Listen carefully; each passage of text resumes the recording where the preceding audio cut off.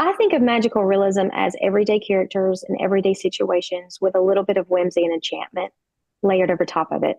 Neil Gaiman calls it hyperreality. So I try to keep it, I love fantasy, but I try to keep my magical realism stories where if you walked into this town, you would believe it. It just feels like everyday real life to you that you could go into the bakery and get a cookie and it could brighten your whole day. Because the truth is, some of that stuff does make you feel better. There are things that actually make you happy. And so I just take everything and just elevate it a little bit. I mean, some of it is magical, but it's not so over the top that it skews too hard into fantasy, but there is a thin line. I just think of it being a town that, or a people or a gift, because people have so many gifts that I would just take as real life. And I think for me, if I started bringing in dragons or unicorns, that maybe would be too fantastical. So I feel like I'm just sprinkling a little bit of magic over the top of the everyday. So the magic all around started out as a short story that I was calling October because I knew it happened in October. The main character's birthday is on Halloween. And so I just started writing about two young high schoolers who met on Halloween one night. She's eating birthday cake. He shows up in her yard. It's unexpected.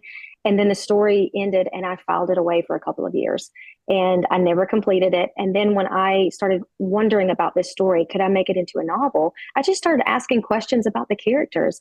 I wanted to know what would happen if they left town and what would bring them back to town after years of being apart and never speaking again. What would bring them back together? What would it be like when they met? And really some of the main questions were what brings them back to this town where they met years ago? And as I started answering those questions, the magic all around, it just came out pretty organically. And so, would you introduce viewers to the family here, the Penelope and the other Russell family members? The Russell clan. So Penelope is the main character, Maddie. They're both pretty main characters, but Penelope is Maddie's aunt, and she is a seamstress. And she has been living in the family home for years and taking care of it. The family home is actually pretty enchanted, and it's basically like a family member too. And Penelope is able to weave a little bit of enchantment into everything that she makes. And there is Sophia. She's the wise, if you're going to do the wise mentor of the family that you can go to for advice, who doesn't offer advice, but will definitely give it to you if you ask for it. And there is Douglas, her husband. He's kind of the stable oak tree of the family. You've got Maddie. She's the artistic, creative daughter. And then her mother, Lilith, was the free spirit who was dragging Maddie all across the country her whole life. So every 2 years, they moved to a different town. So it's a pretty quirky family, but there's a lot of love there.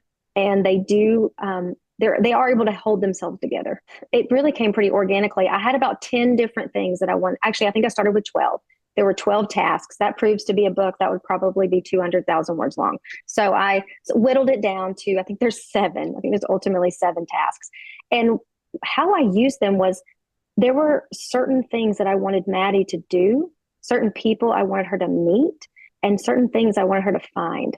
And in order to do that, there were very specific places I needed to put her.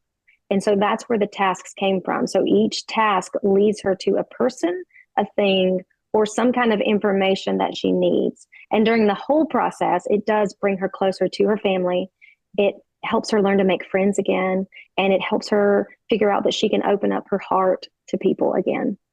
My characters show up pretty well formed in my mind. I would say they talk to me, and they have very distinctive voices.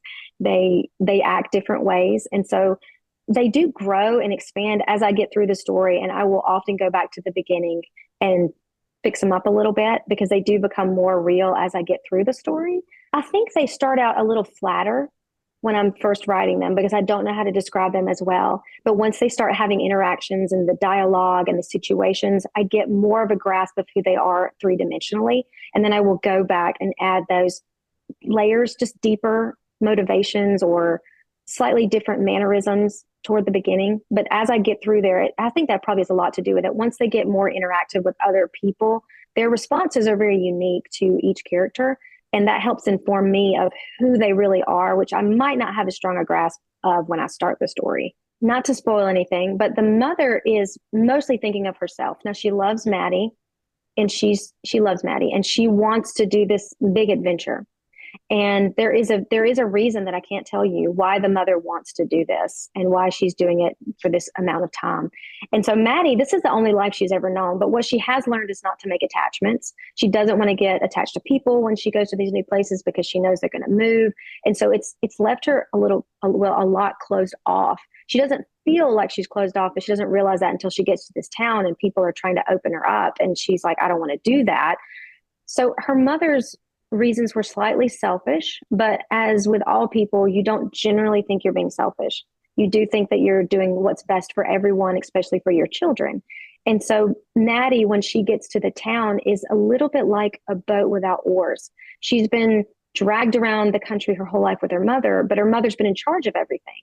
So by the time she gets to Ivy Ridge, she doesn't even know where she wants to go next because she's never had to make that decision before.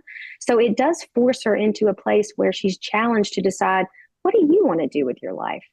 Where do you want to go? And who do you want to be now that no one is telling you what to do and how to do it? Now, she loves her mother, but it is a different role that Maddie is stepping into and just sort of owning who she is and figuring out who she is.